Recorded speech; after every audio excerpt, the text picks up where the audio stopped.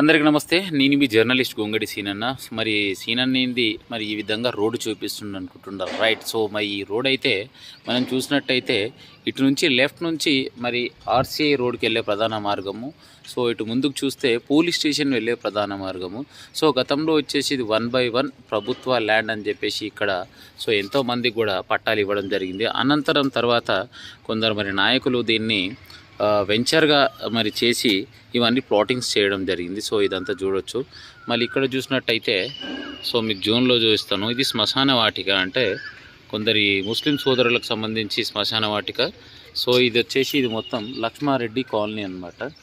So ఈ కాలనీకి ending part so మీరు లైవ్లో చూడవచ్చు. ఈ కాలనీకి ఎండింగ్ పార్ట్ సో ఈ గోడ నుంచి పక్క నుంచి చూసుకున్నట్టయితే ఇది రోడ్డు మార్గం అనమాట. సో చూడవచ్చు లైవ్లో.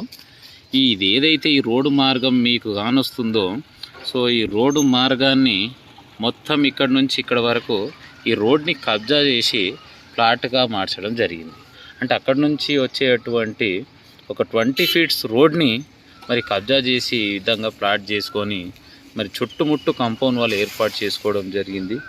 మరి ఇలాంటి కబ్జాలు జరుగుతున్నా మరి ఇక్కడ వెంచర్ చేసి రోడ్ చూపించారు, షోయింగ్ చూసారు. సో ఆ రోడ్ వచ్చేసి ఆ రోడ్ నుంచి ఈ రోడ్కు అటాచ్మెంట్.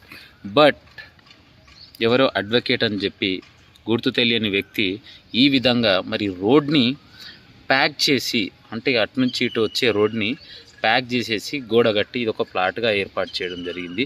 మరి ఇంతకు మున్సిపల్ కార్పొరేషన్ అధికారులు, కమిషనర్ కావచ్చు, టౌన్ ప్లానింగ్ అధికారి కావచ్చు, మరి ఇంతకేం చేస్తున్నట్టు, ఇంత తతంగం జరుగుతున్నా కూడా చూస్తూ ఊరుకున్నారంటే వీళ్ళందరికీ కమిషన్లు ముట్టినట్లేనా?